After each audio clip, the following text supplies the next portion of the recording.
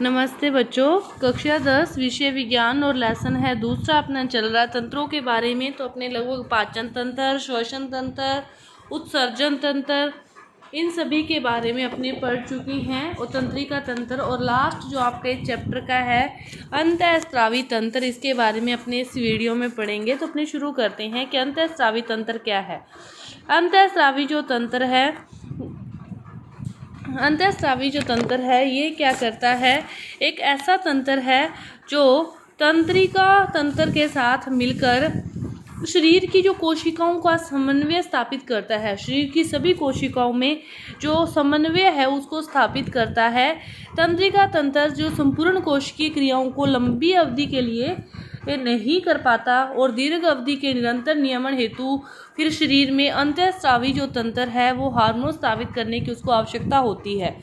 तो मतलब जो अंतःस्रावी तंत्र है वो तंत्रिका तंत्र के साथ मिलकर कार्य करता है कि यहाँ पर तंत्रिका तंत्र लंबी समय तक अपने जो भी समन्वय है वो स्थापित नहीं कर पाता, तो उस टाइम जो अंतःस्रावी तंत्र है वो स्रावित हार्मोन की उसको आवश्यकता होती है। तो अंतःस्रावी तंत्र अंतःस्रावी ग्रंथियों के माध्यम से कार्य करता है। ये बहुत सारी जो ग्रंथियां हैं, पीयूष ग्रंथि, पीनियल ग्रंथि, थायराइड ग्रंथि, पैराथायराइड ग्रंथि, अधिवर्क ग्रंथि, अग्नाशय, अंडाशय, वृषण, थाइमस, इन सभी की उनको आवश्यकता होती है। इन्हीं के माध्यम से ये कार्य करता है। जो ऐसी ग्रंथियां हैं ये नलिका विहीन होती है और अपने उत्पादों को सीधे रक्त धारा में ये स्रावित करती है। ये ग्रंथियां क्या है, नलिका विहीन होती है और अपने उत्पादों को सीधे ही ये उसमें स्रावित करती है। इसके बाद आप देखोगे कि हमारे शरीर में बहुत सारी ग्रंथियां पाई जाती है। कुछ अंतःस्रावी ग्रंथियां हैं लगभग सारी, लेकिन जो कुछ ग्रंथियां हैं वो क्या है, अंतःस्रावन के साथ साथ बहिस्रावन का भी कार्य करती है। जो कुछ ग्रंथियां हैं वो अंतःस्रावन के साथ साथ बहिस्रावन का भी कार्य करती है। जैसे अग्नाशय है, ये अंतःस्रावी के रूप में तो क्या करती है, इंसुलिन का, और बहिस्रावित के रूप में यह पाचक जो एंजाइम है उसको भी स्रावित करती है। सारी ग्रंथियां नहीं कह सकते हम, कुछ ग्रंथियां कह सकते हैं कि जो अंतःस्रावन के साथ साथ बहिस्रावन का कार्य भी करती है। इसके बाद अपने प्रमुख जो मानव की अंतःस्रावी ग्रंथियां हैं उसके बारे में पढ़ते हैं। तो इसमें जो पहली है वो हाइपोथैलेमस, पहली ग्रंथि के बारे में जिसके बारे में पढ़ रहे हैं ये क्या है, हाइपोथैलेमस। हाइपोथैलेमस क्या है, जो अपने अगर मस्तिष्क और मस्तिष्क के बारे में पढ़ा था उसमें एक हाइपोथैलेमस नाम भी अपने पढ़ा था। तो ये अगर मस्तिष्क का आधार का ये भाग है। हाइपोथैलेमस क्या है, अगर मस्तिष्क के आधार का क्या है, भाग है। मुख्य रूप से ये क्या है, पीयूष ग्रंथि द्वारा स्रावित हार्मोन के संश्लेषण व स्राव का नियंत्रण करता है। हाइपोथैलेमस क्या करता है, यह है पीयूष ग्रंथि से संबंधित है। उसके द्वारा जो भी हार्मोन स्रावित होते हैं उनका संश्लेषण, स्त्रावन, उस पर क्या करती है, ये नियंत्रण करती है हाइपोथैलेमस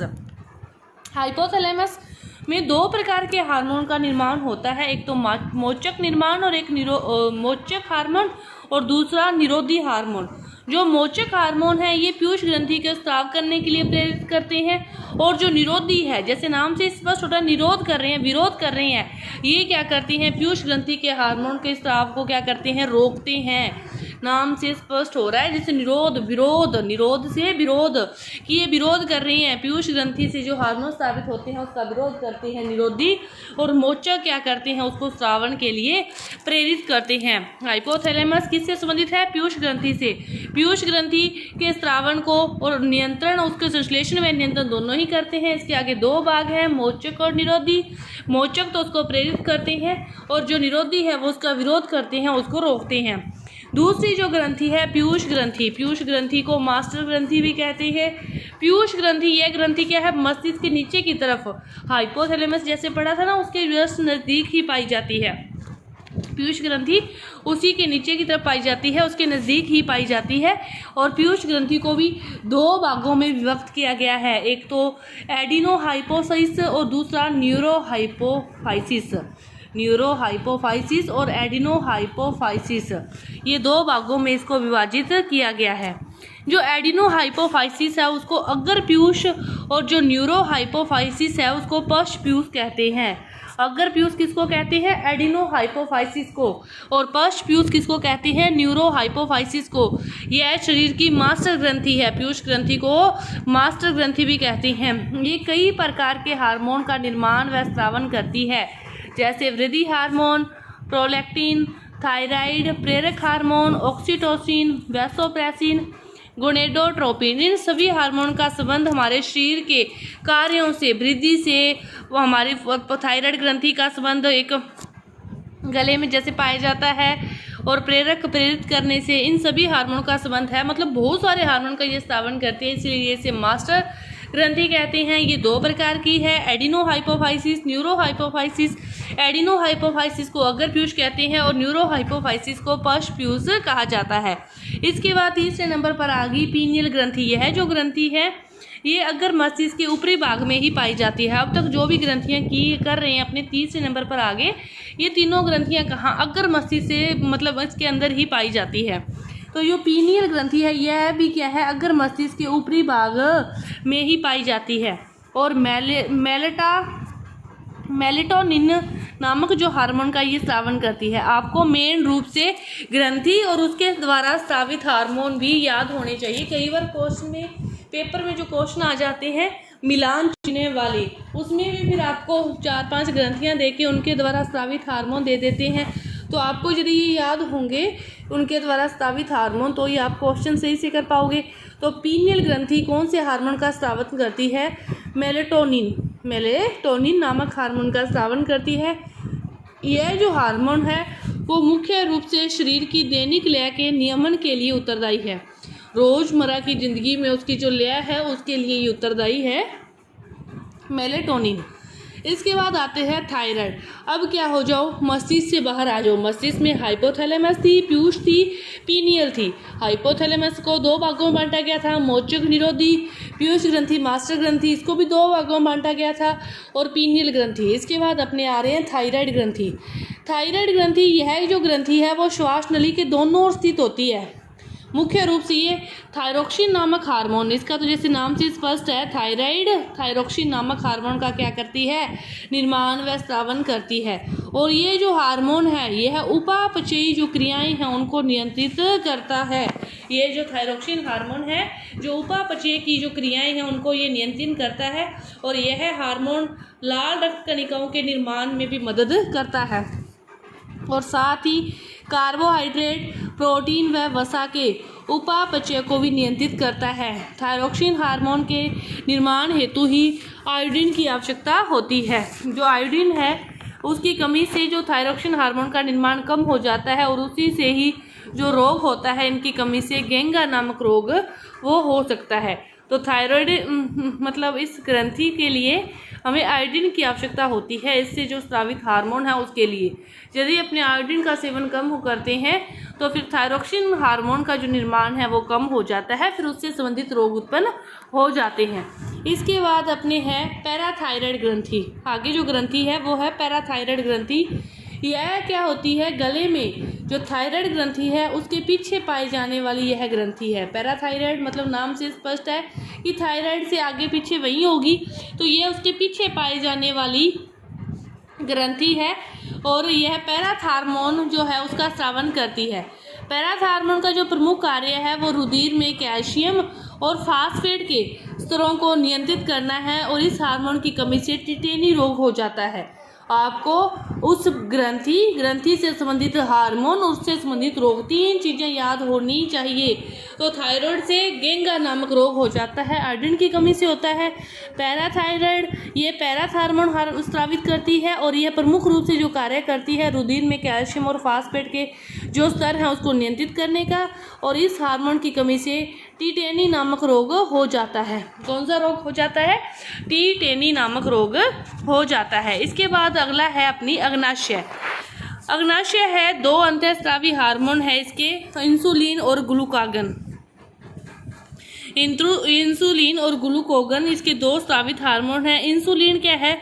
इस ग्रंथि में जो पाए जाते हैं लैंगरहैंस द्वीप की बीटा कोशिकाएं, जो इंसुलिन है वो इस ग्रंथि में पाए जाने वाले लैंगरहैंस द्वीप की बीटा कोशिकाएं और ग्लूकोगन लैंगरहैंस द्वीप की ही अल्फा कोशिकाओं द्वारा स्रावित होता है। मतलब लैंगरहैंस द्वीप की बीटा कोशिकाओं के द्वारा तो इंसुलिन और अल्फा कोशिकाओं के द्वारा ग्लूकोगन, अल्फा कोशिकाओं के द्वारा ग्लूकोगन और बीटा कोशिकाओं के द्वारा इंसुलिन स्थापित होता है। और इंसुलिन का जो प्रमुख कार्य होता है वो शर्करा को ग्लाइकोजन में परिवर्तित करती है और फिर वो रक्त में जो शर्करा का स्तर है उसको भी क्या करती है, नियंत्रित करती है। ग्लूकोगन क्या करती है, इसका उल्टा करती है, वो ग्लूकोजन को ग्लूकोज में गठन कर देती है।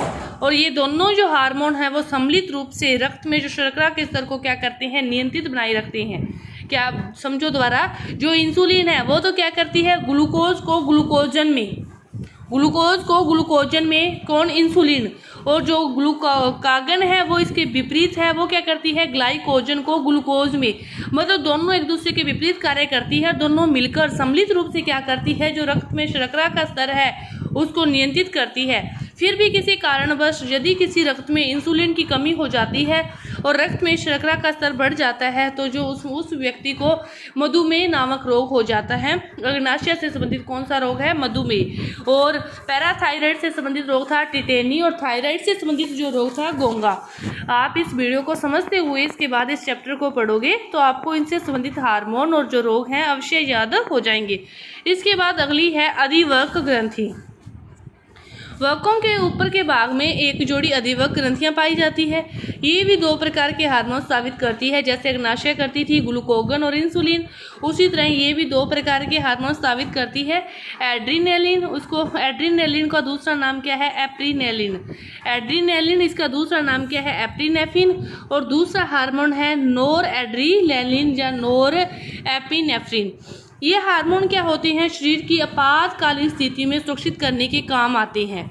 ऐसी स्थिति में हार्मोन अधिक तेजी से स्रावित हो जाते हैं। अनेक कार्यों जैसे हृदय की धड़कन, हृदय का संकुचन होना, श्वसन दर, पुतलियों का फैलाव होना आदि सभी को ये नियंत्रित करते हैं। इन हार्मोनों को आपातकालीन हार्मोन भी कहा जाता है। आपको याद होना चाहिए कि आपातकालीन हार्मोन कौन से हैं।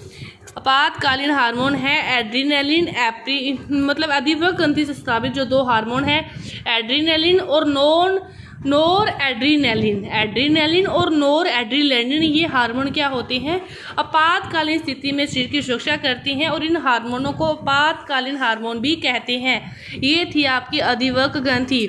इसके बाद आपकी है थाइमस ग्रंथि। थाइमस जो है वो हृदय और महाधमनी के ऊपरी भाग में स्थित होती है और थाइमोसिन नामक एक पेप्टाइड हार्मोन का स्रावित करती है। पेप्टाइड हार्मोन का स्रावन करती है। यह जो ग्रंथि है वो छोटे बच्चों में सर्वाधिक विकसित होती है, परंतु यौवनारंभ के पश्चात ये क्या हो जाती है, सिकुड़ जाती है। आपको ये चीज़ भी याद होनी चाहिए कि छोटे बच्चों में कौन सी जो ग्रंथि है वो ज़्यादा होती है, विकसित होती है, तो थाइमस ग्रंथि। थाइमस ग्रंथि छोटे बच्चों में ज़्यादा विकसित होती है। इसके बाद वृषण और अंडाशय। वृषण यह नरों के लिए है और अंडाशय ये मादाओं के लिए है। और इनसे जो संबंधित हार्मोन है, पुरुषों से संबंधित हार्मोन टेस्टोस्टेरोन और महिलाओं से संबंधित हार्मोन जो हैं एस्ट्रोजन और प्रोजेस्टेरोन। एस्ट्रोजन और प्रोजेस्टेरोन ये दोनों लैंगिक अंगों का विकास करते हैं। तो ये आपकी जो ग्रंथियां थी एक बार दोबारा समझो सभी। हाइपोथैलेमस अग्र मस्तिष्क में पाई जाती है ये है, और इसमें दो प्रकार के हार्मोन है, मोचक हार्मोन, निरोधी हार्मोन। मोचक हार्मोन पीयूष ग्रंथि को स्राव करने के लिए नियंत्रित करता है, निरोधी उसको रोकता है। दूसरी बड़ी पीयूष ग्रंथि, इसे मास्टर ग्रंथि भी कहते हैं, ये भी दो भागों में है। एडिनो हाइपोफाइसिस को अग्र मस्तिष्क कहते हैं और न्यूरो हाइपोफाइसिस को पश्च मस्तिष्क भी कहते हैं। इसके बाद बड़ी पीनियल ग्रंथि। पीनियल ग्रंथि जो दैनिक लय को बनाए रखने के लिए, और इसमें जो हार्मोन है वो मेल्टोनिन। थायराइड ग्रंथि, थायरोक्सिन हार्मोन, इससे संबंधित गोंगा और किसकी कमी से, आयोडीन की कमी से। पैराथायराइड ग्रंथि, इससे संबंधित रोग है जो टिटेनी है और इससे जो हार्मोन है वो पैराथार्मोन है और ये रुधिर में कैल्शियम व फास्फेट का जो स्तर है उसको बनाए रखने का काम करती है। इसके बाद अग्नाशय। अग्नाशय में दो हार्मोन है इससे स्रावित, इंसुलिन और ग्लूकोगन, दोनों एक दूसरे के विपरीत कार्य करते हैं और रुधिर में जो उसका शर्करा का स्तर है उसको बनाए रखने का काम करते हैं। इसके बाद अधिवक्र ग्रंथि, इसे क्या कहते हैं, आपातकालीन हार्मोन भी कहते हैं, एड्रीनलिन या नोर एड्रीनलिन। थाइमस ग्रंथि यह बच्चों में अधिक विकसित होती है और वृषण नरों के लिए और अंडाशय मादाओं के लिए। तो आपकी ये चैप्टर था जो दूसरा वो पूरा हुआ। धन्यवाद।